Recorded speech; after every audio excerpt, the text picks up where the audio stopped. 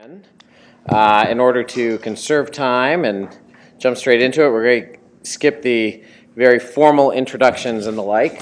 So I'll just say that I'm Dan Siciliano. I'm a faculty member here at Stanford Law School, and I'm the faculty director of the Rock Center for Corporate Governance. Thank you for joining us this evening. We're very happy to be able to spend an hour chatting with Brad Stone, who has written the award-winning The Everything Store about Jeff Bezos. And we're going to mainly just do a Q&A.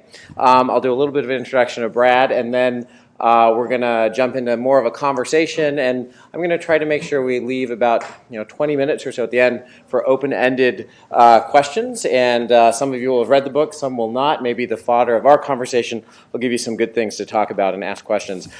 So first I want to kind of just introduce Brad generally. I'm looking at my Wikipedia, which has the world's most current picture. Most of the time on Wikipedia, it doesn't look anything like the person you're introducing, but it's not quite the same shirt, but almost. It's pretty impressive. And I have to say, I did not put anyone up to that.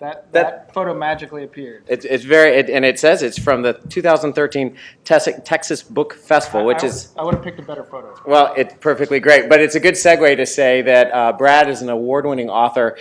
He has for some time been a senior writer for Bloomberg Business Week. He's based out of San Francisco, and I have to say, I read one of your books, I think your first kind of big independent publication about robot combat, way before anyone knew it was going to be a big deal. You and my parents read that. Well, there were 17 or 18 of us, I think. But so 2003 book that in some ways reflected on the future of that movie, Real Steel, right? So even before anyone was even thinking about it, I bet before there was a script. You're also well known, I think, for having been the one who scooped and exposed Daniel Lyons as the fake Steve Jobs, if anyone remembers that interesting episode of blogging. And then, of course, you have many interesting articles and research projects to your name. But very recently, congratulations, the Financial Times and Goldman Sachs named this the Book of the Year for 2013. So we're really glad, and I don't have to say things like you graduated from the wrong school or anything like that. Columbia, and I'm forgetting your other alma mater.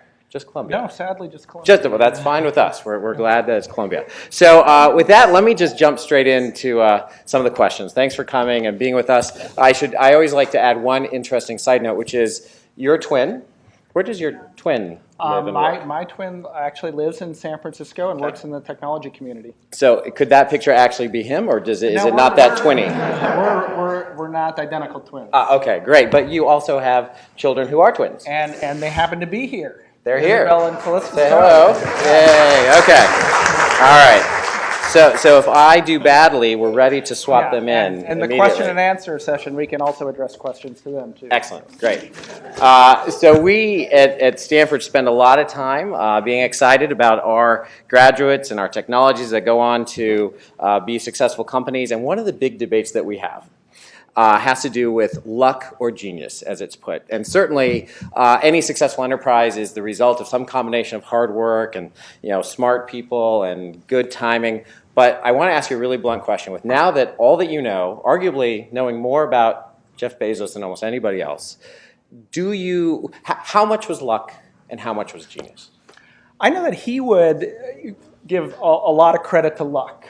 He would say he was there at the right time, that the stars aligned for Amazon to build the first successful online bookseller and ultimately the first successful retailer, that the capital markets opened up to him at the right time, that people were ready to read digitally at the time that they invented the Kindle. And I would say that is Jeff being characteristically humble, or at least trying to present the facade of humbleness, which is a great public relations strategy. Looking at the Amazon story, researching it, I would say they absolutely made their own luck from the very beginning. Jeff is a vice president at an investment bank called D.E. Shaw in the early 90s. And, D.E. Shaw is a unique hedge fund because they see themselves not just as a financial services firm, but really as a technology company whose first market is finance. And so Jeff, alongside David Shaw, the founder, a former Columbia professor, are looking for new business opportunities. And they see the internet growing rapidly, and in particular the World Wide Web growing by leaps and bounds. and they start researching business ideas. And a couple emerged from D.E. Shaw at the time, a company called Juno, which was a free email service. But they also hit upon this idea of the everything store. Can you create an online intermediary or a middleman between the customer and the manufacturer? And Jeff goes off on his own and distills that idea to one product category, book selling, and basically goes and tells David Shaw that he wants to go and do this on his own. And from that point on, he makes all the right moves. He raises money when capital is available. He expands into other product categories. And during the dot-com bust, when a lot of other companies that followed the same blueprint went out of business, Amazon alone, among the big retailers, was able to throttle back, get its house in order, lay off employees, close fulfillment centers.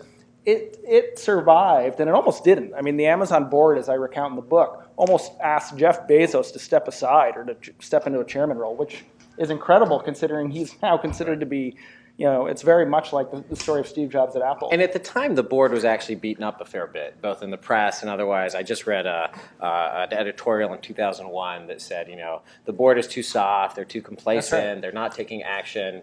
The board now, out of curiosity, are they as... Well, they're completely compliant to anything Jeff wants because he's proven himself. But at the time, he really hadn't. I mean, the sales were ramping up incredibly, but they lost $1 billion in 2000.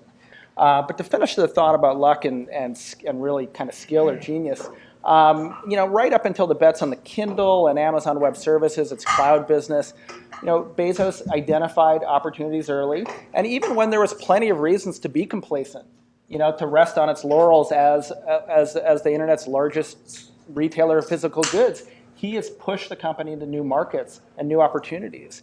And you look at other companies that also survived the dot-com bust.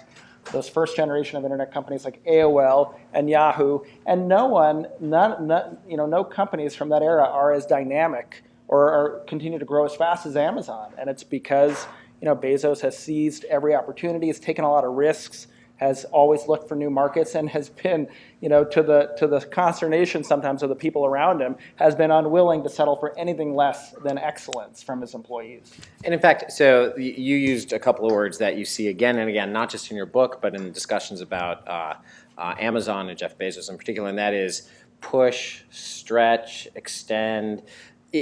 These characteristics obviously tend to line up with very successful CEOs, but I want you to dive a little bit into the likability versus admirability of him, which are two different things, I think, right? So in your interactions, I'm just genuinely curious, is he likable? Is the kind of guy you want to go dinner with? And then separately, we're going to get into the themes around his employees and his culture, but is there likability there, or is there admiration? Are you asking me, do I like Jeff Bezos? Do you like Jeff Bezos? And if so, why? And do other people like him? Or is it something more complicated? I'd actually say that I would just kind of admit that I probably don't know him personally well enough to say whether I like him. I mean, I certainly have incredible admiration for the company he's created, the services for customers. I'm an Amazon Prime member. I'm a Kindle owner. How many people are Amazon Prime members, out of curiosity? Wow. Okay. I've also interviewed him about a dozen times over the last decade, including my meeting with him to present the idea for this book. And I've interviewed Mark Zuckerberg and Larry Page and Steve Jobs. Some of those experiences were pretty brutal, particularly going to meet Steve Jobs. You did not walk out. You walked out of there with your tail between your legs, so to speak. Talking to Jeff Bezos is a pleasure. I mean, one, he's got the boisterous laugh. He's an easy laugh. I tried to find a recording of it. I couldn't. Crazy honking, idiosyncratic laugh. But he's completely focused, and he tends to kind of understand the writer and the journalist and be familiar with their work.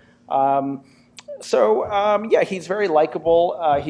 What he's created is admirable, but I also try to in the book to tell a really balanced story of a company that's not just hasn't only performed incredibly, but is polarizing. It's been incredibly disruptive. Critics point out that life in an Amazon fulfillment center isn't always the most pleasant. Amazon has a much higher rate of employee churn than other companies. When you see rankings of the best companies to work for, Google and Apple and Facebook and Twitter are always at the top of that list, and Amazon's never anywhere near it because Amazon's a hard place to work, and it starts with Jeff. As a journalist, I don't see the take no prisoners driving nature, but it's there. Do people like him? I mean, I think, of course they do. And like every kind of visionary founder, he's incredibly inspirational to his employees, almost like a general, leading an army into battle. So that's a good segue to the follow-up question, which is this customer-centric focus, which comes up again and again. And early on in the book, you highlight, the three things that are often different about a company, and Jeff says all three apply to his company. But focusing on the customer-centric role, you don't say this, but I think some critics might. And that is that the customer-centric focus, which is both relentless and profound, we'll get into some of the really quirky details, is almost a cover or a foundation or an excuse for what some have termed a sociopathology of like competitiveness and hard driving, extraction of value from employees. Like everybody who isn't a customer is really in a, maybe meat grinders too extreme, but a brutal environment. And do you think this is a fair critique at some levels? What was the most surprising evidence of it in your mind, and maybe where it isn't a fair critique? I mean, let's start out by conceding that the customer focus is real and it's effective. So I mentioned studies where Amazon of the best places to work, and Amazon's not on that list. Just today, I saw a ranking of the most customer-loved brands, and not only was Amazon number 1, but the Kindle was number 10. So they're on that list twice. Okay. So the customer focus is real. I kind of view it as sort of every company, every CEO has a hierarchy of constituencies. And you're gonna rank customers, employees, shareholders. Maybe there's the kind of public good. And some companies, are very frank that employees, for example, are at the top of the list. Costco is a great example of a retailer really built in the service of its employees. I mean, they're making well above normal retail wage, $25 and up, and those employees love Costco. There's no confusion at Amazon how those constituencies are listed. Right? Customers are at the top. Maybe shareholders are next. And then it goes probably kind of partners and maybe kind of a public good there at the bottom. There's no confusion, and so I guess the question, phrased another way, is this in some ways a rationalization? Are they rationalizing their own kind of their own self-interest and calling it calling it a customer focus? Well, as you pointed out, Dan, when we were talking, I titled one of my chapters "Expedient Convictions," right. And it's the most critical chapter, and it outlines the way in which Amazon deals with some of its suppliers, the way it acquired some companies like Diapers.com, and its avoidance of sales taxes. And I do feel like they really rationalize, their customer focus to excuse a lot of things. And I do think that starts with Jeff Bezos. Okay. For instance, just the sales tax is, I think, the best example where, they really said, we're not in any of these locations. We shouldn't be paying sales tax, and it's a big burden on our customers when we're not, those sales taxes aren't being used to provide government services. Well, at the same time, they were saying that they've got a fulfillment center in that state that's basically under a different corporate name, right. or a subsidiary in California that's manufacturing the Kindle that they're calling a different company. So a real paper-thin rationalization there that they're doing something on behalf of the customer, where really it's naked self-interest. Right. I don't know about sociopathology, but Amazon can be counted on not to be confused about their own self-interest and about putting their customer first. And a piece of that narrative included this period of time in which Jeff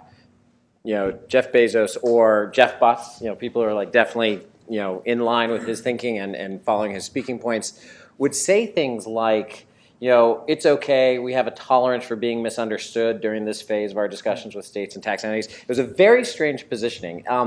Do you think that they were being strategic and clever and knowing that the end result would be some sort of kind of negotiated outcome, or did they really believe that they were, and when I say they, I guess I mean Jeff Bezos and then what flows from there, did they really believe that they were Right, or at least entitled to the what turned out to be sort of special Exemption. treatment exemption.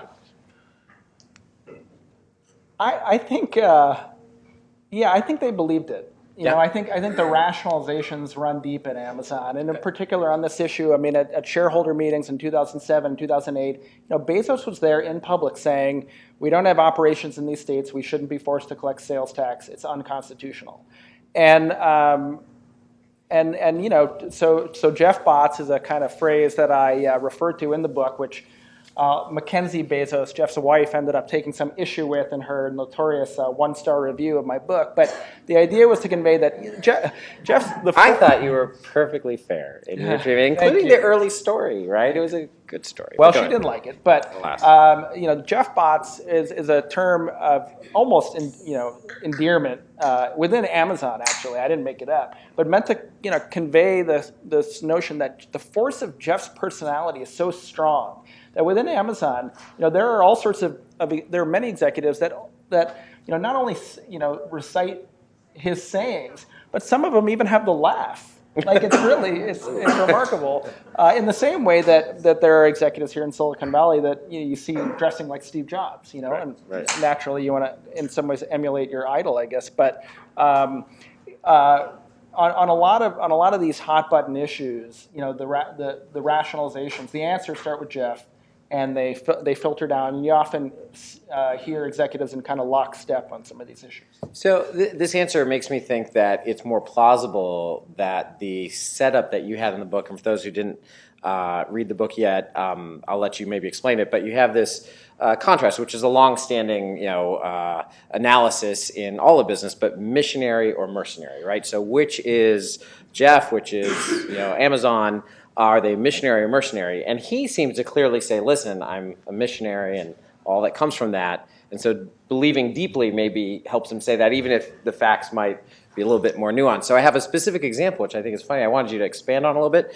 My impression, by the way, of the naming culture at Amazon is that teams enjoyed naming their projects and their efforts and their products, and then the lawyers would always swoop in and just spoil the fun outright, right? So my favorite one was the Gazelle project, right? So Bezos is famous as saying, Amazon isn't happening to the book business, the future is happening to the book business, and as a part of that kind of theme, they had what they named the Gazelle project, which was an effort to interact with and negotiate with small publishers, right? But in the process of doing that, they did a lot of what you might call really aggressive competitive things, other people might call really nasty things, and the lawyers renamed it the Small Publishers Negotiation Program.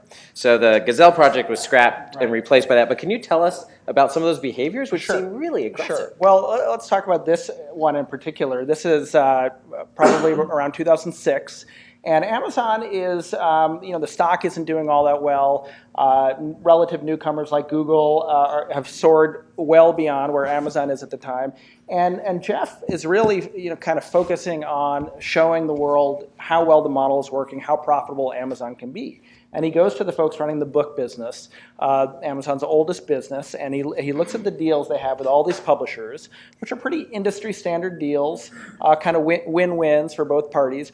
And he says, and these publishers, meanwhile, are selling most of their books now and almost all of their backlist on Amazon, right? They've got no other physical distribution. And backlist is the books that just aren't in the news. That's right. That maybe came out 10 years or ago. 100 people a year are going to The long tail. Okay.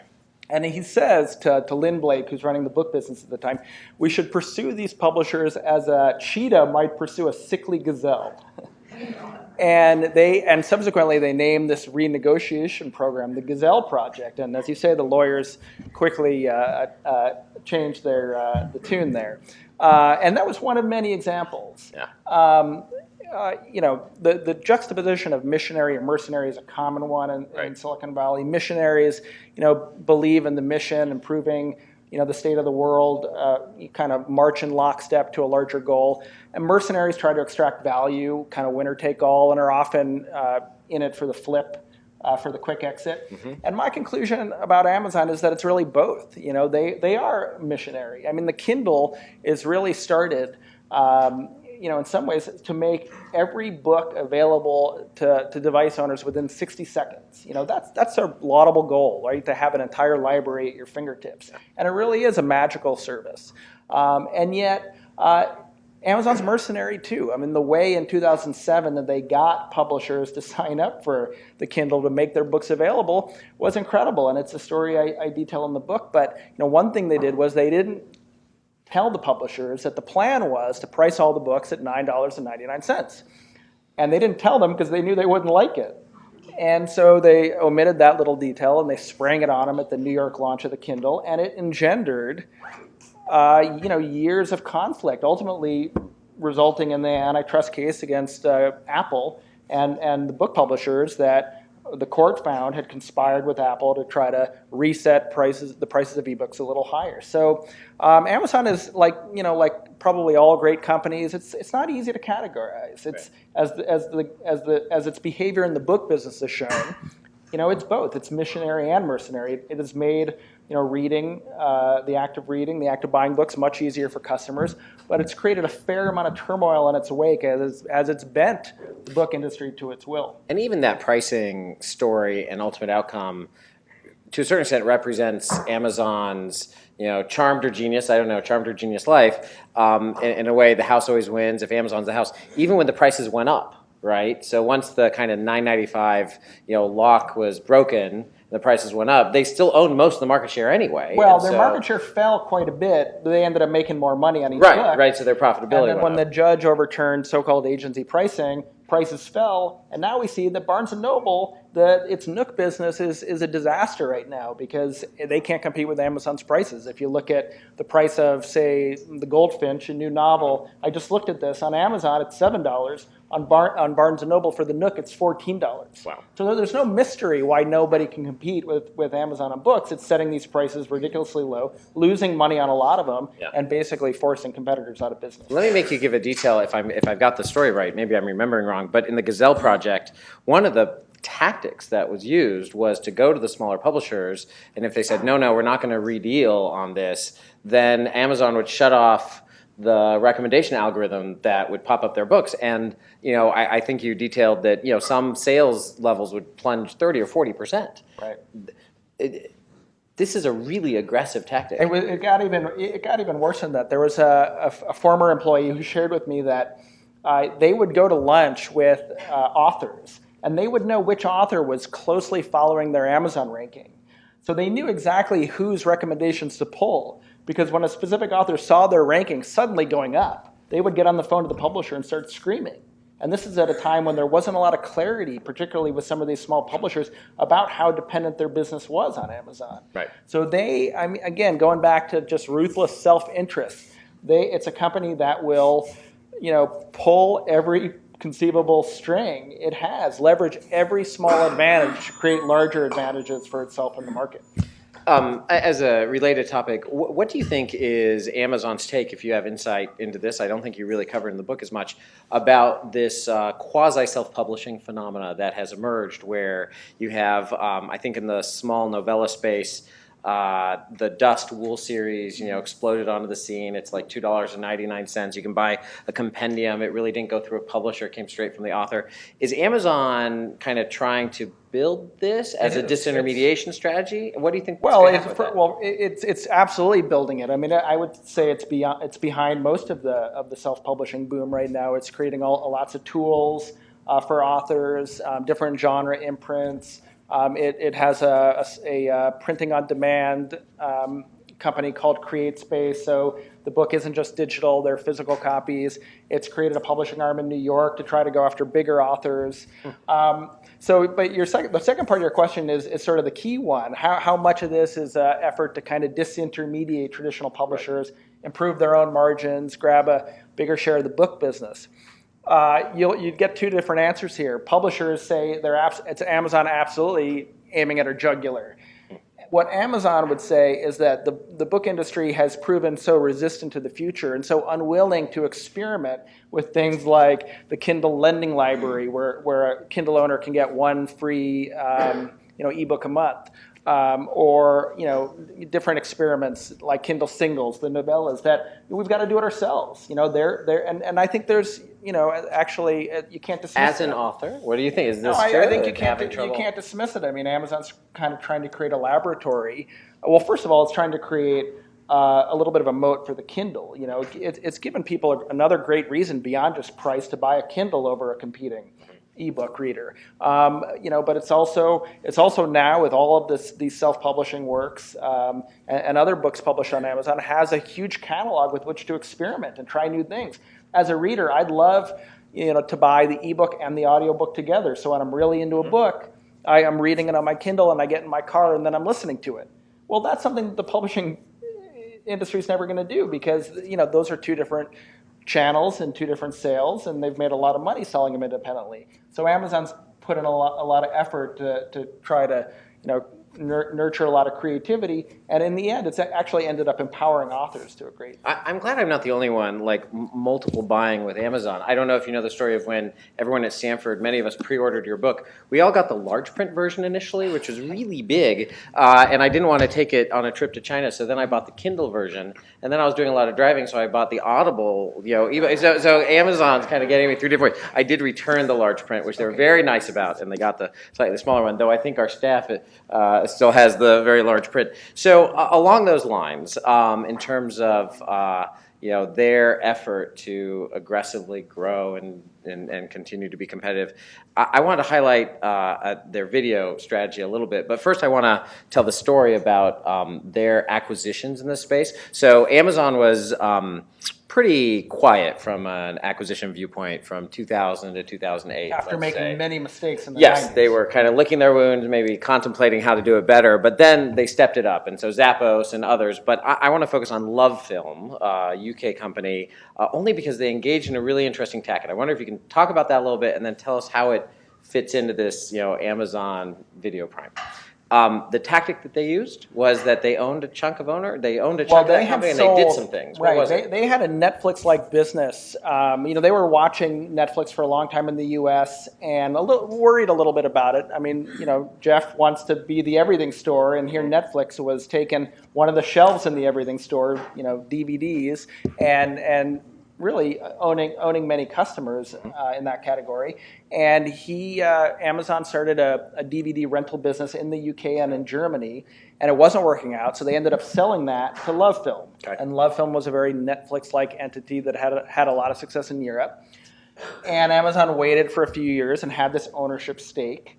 And then the market started to heat up, and all these DVD by mail companies started to look at streaming. And it was clear that this was the future of the video business. And LoveFilm, as with all these companies, it's not black and white. You know, LoveFilm, like Diapers.com and like Zappos, other companies that Amazon acquired, was having some problems. You know, it needed to raise a lot of money to make the transition from DVDs to streaming. An IPO was possible, but the European public markets weren't great for unprofitable internet companies. And so in that decision matrix, Amazon basically exerted its ownership stake and said, you know, in the bylaws, you would need our agreement to go public. You know, that's not going to happen. We'd prefer to acquire you. And in my discussions with LoveFilm board members and LoveFilm executives, that was a difficult moment. You know, they went and had to consult with their lawyers. Like, do we really have no, you know, possible alternate avenues? And it was, you know, kind of characteristically Amazon. It was pursuing its self-interest. And perhaps also they would probably rightly point out the best outcome for LoveFilm. Because, you know, an IPO would have been difficult for the company. There wasn't any other acquirer. Google had nosed around a little bit. It was even thinking about buying Netflix at the time, but ultimately decided not to because they had YouTube. And so LoveFilm selling to Amazon Amazon made it clear was the only alternative, and it really probably was for them at the time the best alternative. But you're right, they very cleverly, as they always do, found a way to really force the sale, which is they leveraged their ownership position. Right. You don't highlight this in the book because I don't think it's in keeping with kind of the narrative, but in the United States, we're a little bit unique because our shareholder rights regime is stronger than in a lot of other places. So in certain places in Europe and Asia, you have other stakeholders that deserve some real consideration at the table legally or through norms, whereas in the United States, you're allowed to basically put the screws to anybody you can legally to benefit your shareholders. And that behavior seems very manifest in Amazon, right? And their customer-centric strategy is one to create value, and everyone else, you got to fend for yourself. Could you talk a little bit about Zappos as well, just that acquisition? Because I think that was really in evidence in the negotiation around Zappos and what they did to get it at a value that they thought was the right price. Sure. Well, Zappos, is a great example of a company that really tried to out-Amazon Amazon. So it really started in the late 90s, and they selected a category where Amazon was not strong, shoes, and ultimately apparel, and created a company that, in a lot of respects, looked like Amazon. Great customer service, great selection, ultimately kind of a celebrated brand, kind of a quirkier than Amazon, really, internal culture.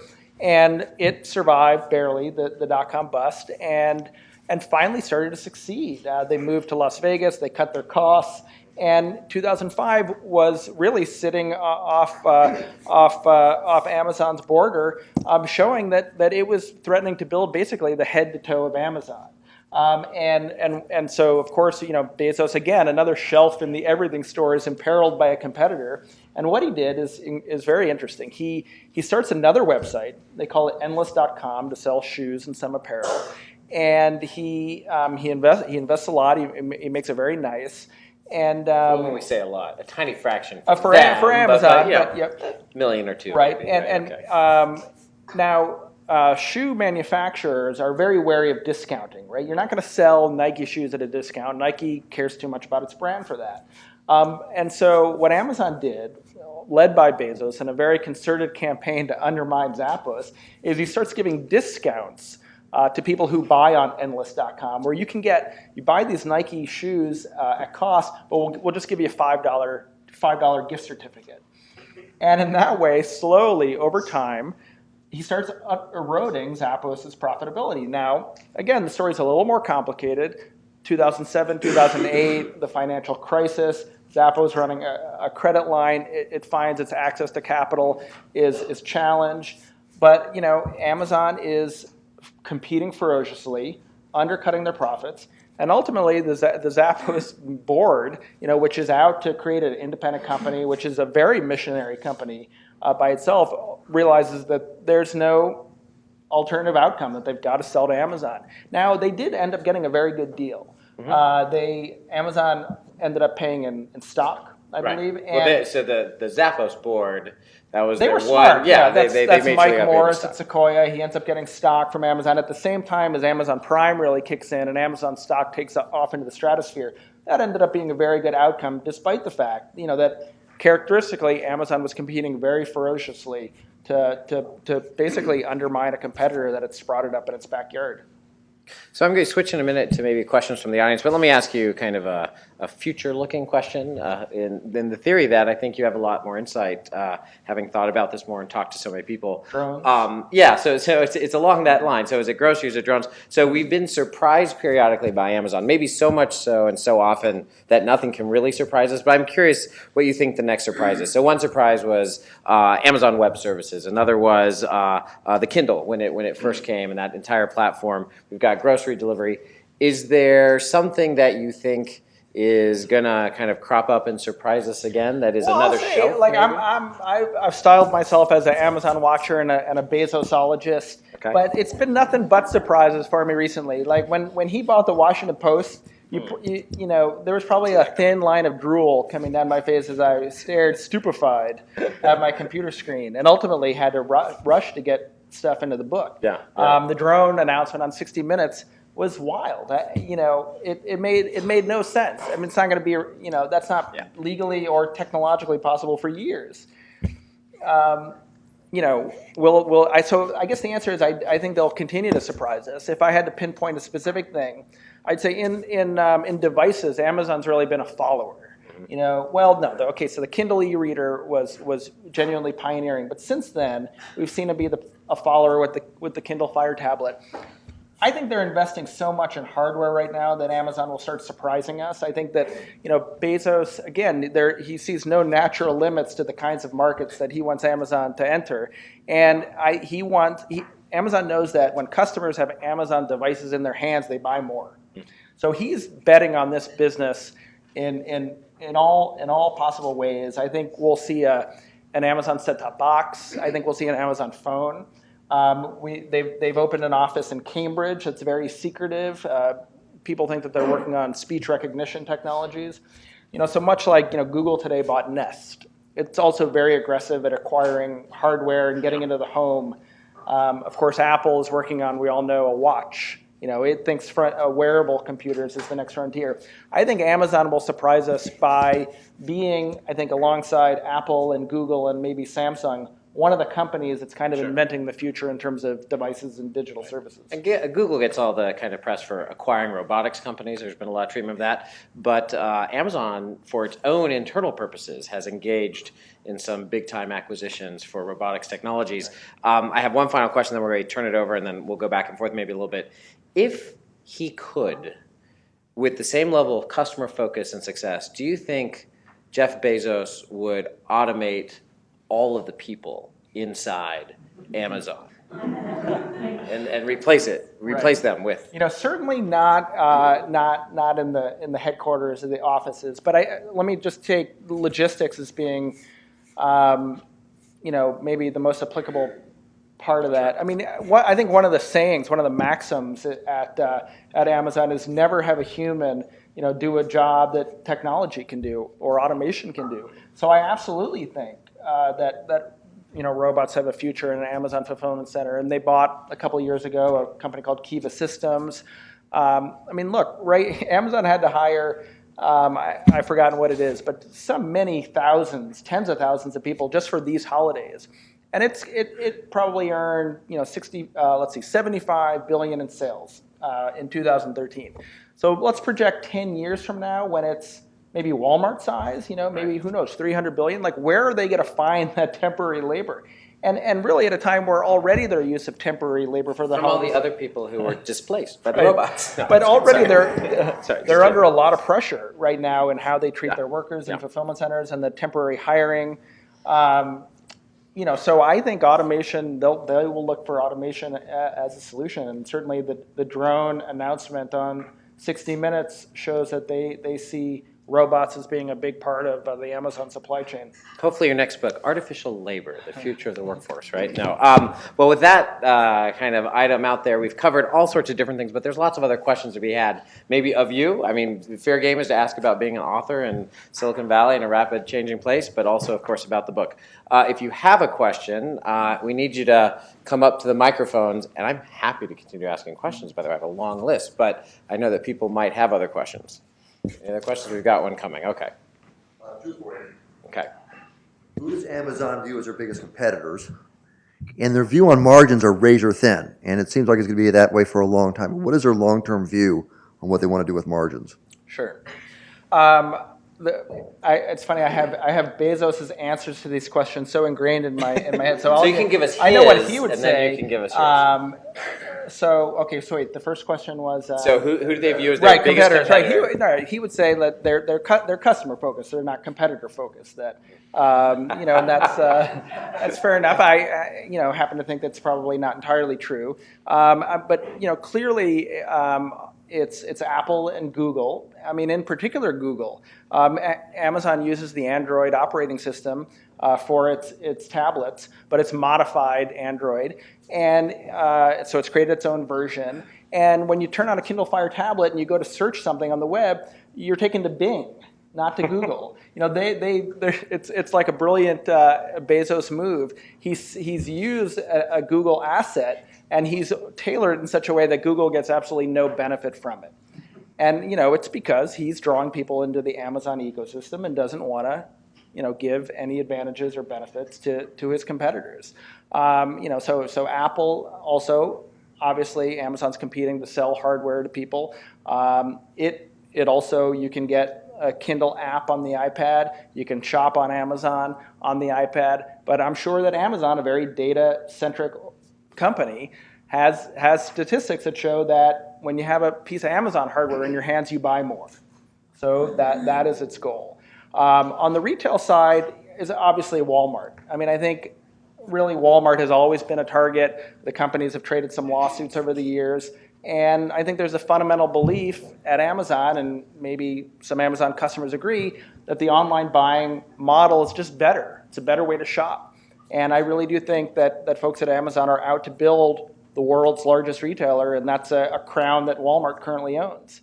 And then finally, on the enterprise side, since AWS is now such an important part of Amazon's business, it's IBM. Among many enterprise competitors, and Amazon and IBM recently were fighting over a contract awarded by the CIA. Lots of competitors on Amazon's radar, and I'm sure they consider that right along with their customers. On your margin question, I mean, I think it's amazing to watch how Amazon has Bezos and his CFO, Tom Skutek, have always really managed the company's margins very carefully. They're, I would call them deliberately unprofitable. There are profits at Amazon, but they hide them. They're aggressively expanding, funneling resources into international expansion and new product categories and groceries and new devices and I think there's a belief at Amazon that high margins and profits attract competition. And it's a part of Jeff's philosophy to kind of fly under the radar. And, he believes it's still day one on the internet, so they're investing. Do margins go up? I think every couple of years they have to show the world, flash a little bit of profitability, so people still believe in the model. And we may be coming to that point now because in 2012 they lost money, and in 2013 they may also show a loss. So it wouldn't surprise me if we start to see more profitability at Amazon, but that will be, kind of a short-term restore confidence from some investors who may be wavering. And then my guess is we'll see them going right back to low margins and fast growth. So let me ask just a technical follow-up. So it sounds like you believe there's credibility around what we maybe call the analyst buy theory, which is there'll come a moment after you're done growing. So maybe you don't stop at 300 billion. You get to 1 trillion, and then you flip a switch and say, and now we have 20% margins. And you stop pouring all this reinvestment, and there's this, and it seems to be priced in, right? I mean, the behavior mimics that. That's one narrative that makes the behavior. Absolutely, although it's not clear that they'll ever really flip that switch in any permanent way, particularly now when Jeff Bezos is around, because he's so long-term oriented. And has so much confidence that the internet will change everything, and that the model is better, that he'll continue to grow and grow and grow.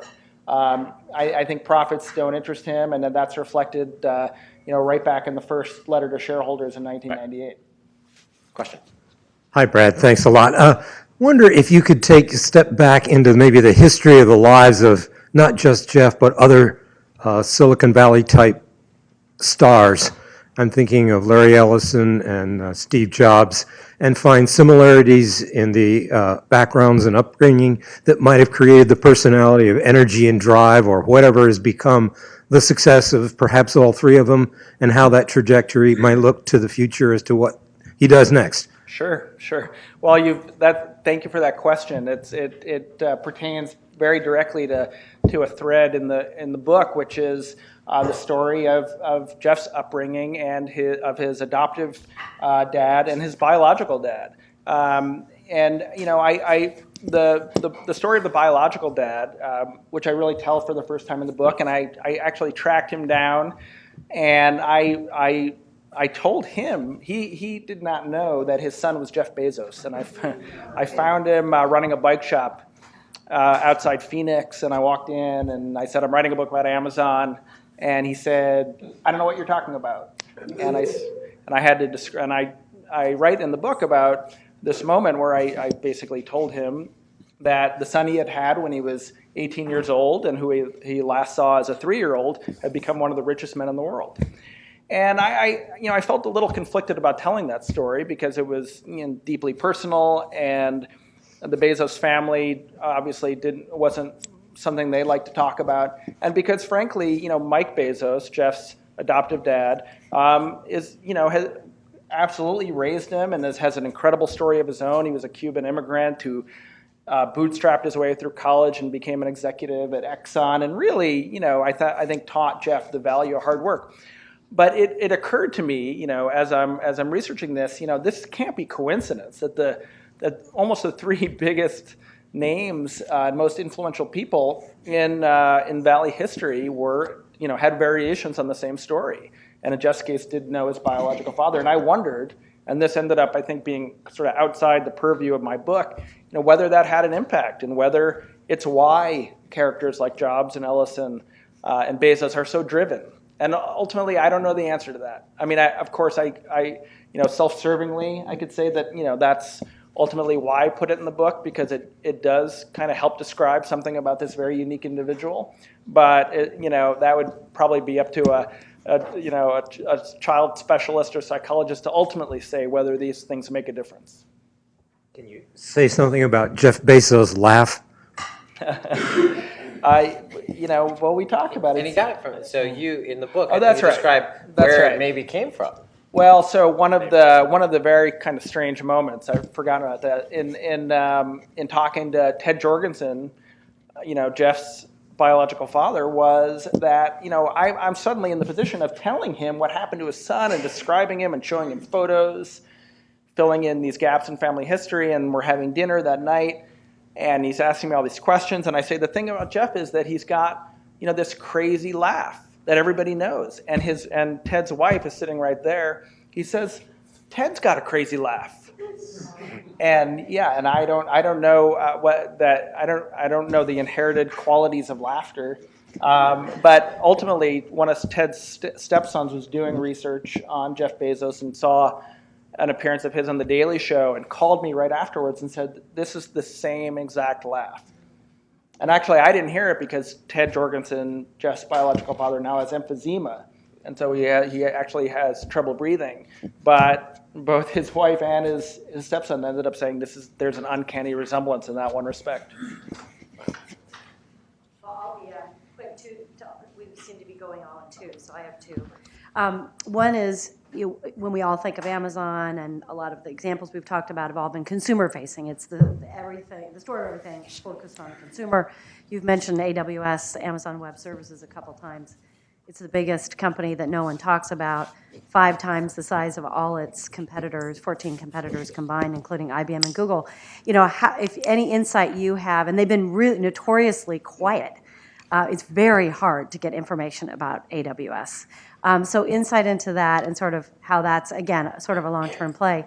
The second question, sort of, Dan, gets to sort of why we're here with you all is, the whole concept of corporate governance. They've made, and you pointed this out with their margins, a very unique deal, if you will, with their shareholders. And any insight you have sort of into that, one of the things that Silicon Valley executives lament all the time is, I don't want to go public because the quarterly whippings I'm going to have to do. Well, boy, Jeff's an example of he hasn't gotten any quarterly whippings for not producing profits for a real long period of time. So those are two very different topics. Sure, I'll take the second question first. Amazon is free from all sorts of pressures that most public companies face.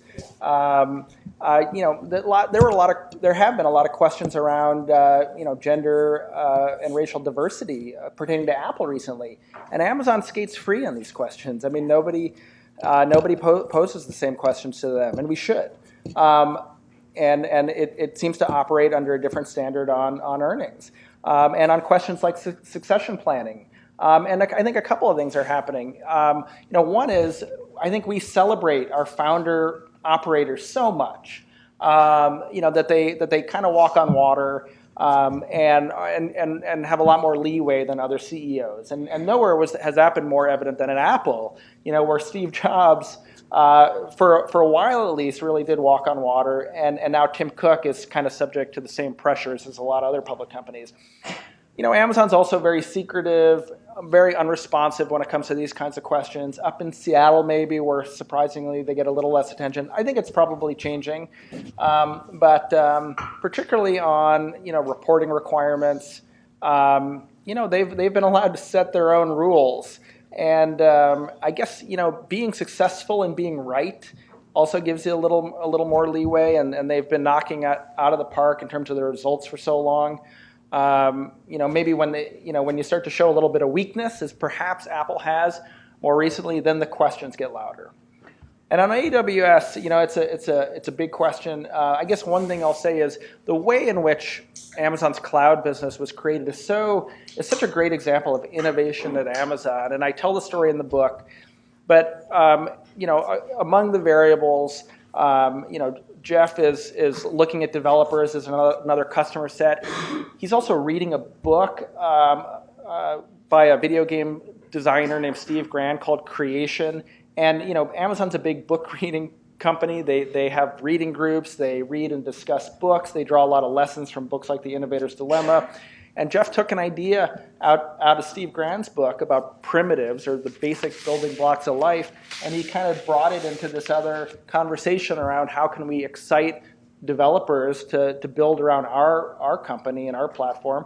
And it was the beginning of Amazon Web Services, of basically kind of creating these infrastructure blocks and allowing developers to be the alchemists and to kind of build life, build new creatures on these primitives, they were called in Steve Grand's book. So, it's an example of not only drawing lessons from strange sources, but of kind of the intelligence and the improvisation that Bezos and his leadership team often show. Thanks. Wondering if you could talk about his non-Amazon sort of personal, maybe passion projects, buying the Post, the Long Clock, and the private space company. Sure. So those are all obviously very different efforts. I think Jeff has a fundamental belief that his long-term perspective, his kind of willingness to invent, can kind of change the economics in different industries. So Blue Origin is his private space company, and who could say they've got a private space company? But Jeff Bezos and Elon Musk do. Remarkably, there's a few people. Right. The idea is to not just build rockets and build a tourism industry. It's actually more ambitious than that. It's to change the economics of getting to space. So it's almost like he's Amazoning the space world. He's rethinking rocket design from the ground up and trying to make it more economical for normal humans to go to space. And because they've been a little more aggressive, that venture has trailed what Elon Musk is doing with SpaceX. But ultimately, it's perhaps more interesting if the cost of going to space is affordable for most people. The Clock of the Long Now is actually, since most people probably aren't familiar with it, is a project run by Stuart Brand, the founder of the Whole Earth Catalog, to actually build a mechanical timepiece that measures time on a millennial pace. And Bezos is a funder, and he's deeply involved in the details, and they're building it on his ranch in Texas. And I think that's just an exhibition of his long-term mentality. I think he likes the geeky challenge of building this mechanical timepiece, and he thinks it can serve as a symbol for people to engage in long-term thinking and to think more broadly than what's impactful tomorrow or next quarter. And the Washington Post, we know that the Graham family approached him. He didn't go looking for the newspaper, but I think he thinks his resources and his long-term orientation and his willingness to experiment could turn around an important public franchise. And my guess is he also sees long-term benefits for Amazon in terms of building a feature for the Kindle and the Kindle Fire that perhaps benefits Amazon's world. We'll see. I mean, it's an independent investment, but if I'm a member of the Washington Post newsroom right now, I'm probably feeling pretty good because I've got a backer with very deep pockets and whose public reputation is really staked right now to the success of the newspaper. So I think he'll see it through and make the newspaper a success.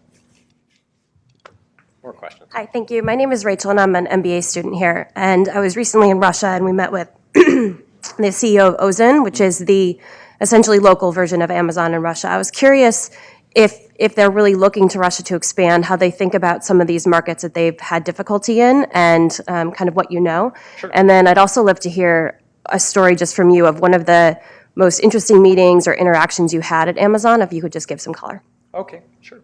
So Ozon is you can really easily call it the Russian Amazon clone, and the name says it all, right? They didn't even creatively try to come up with something else. They just took Amazon and lopped off the first couple letters.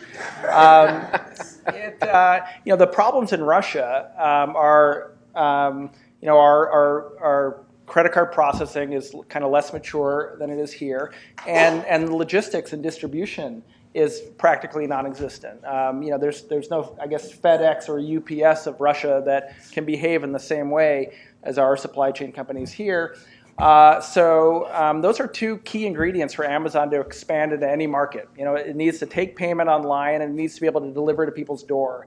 And Ozone, and I don't know too much about it, I believe it's solved those problems with local couriers who show up at people's doors and take cash, right? Yeah, so Amazon's not going to do that.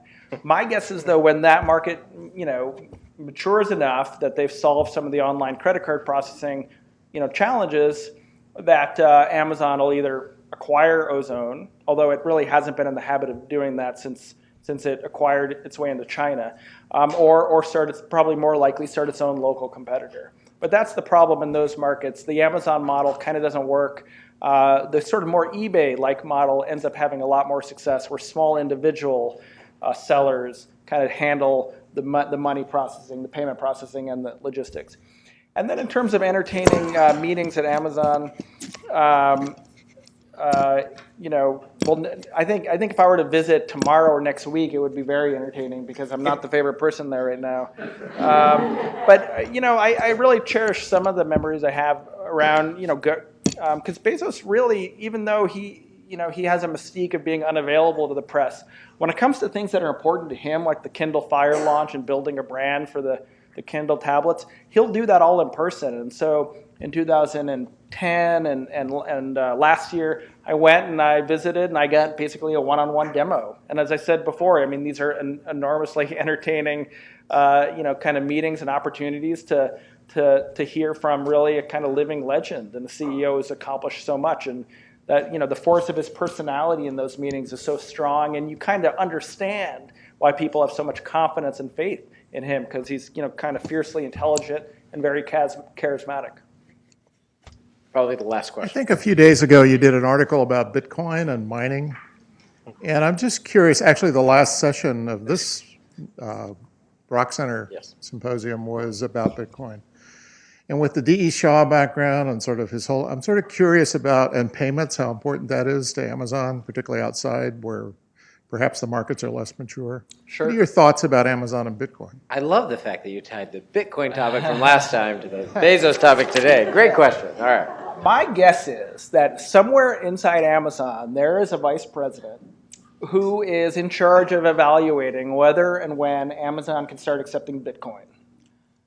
I mean, and already... When you find out that that's going to happen, could you let us know? We'll blog that. Oh, that's For news the Rock when Center. that happens.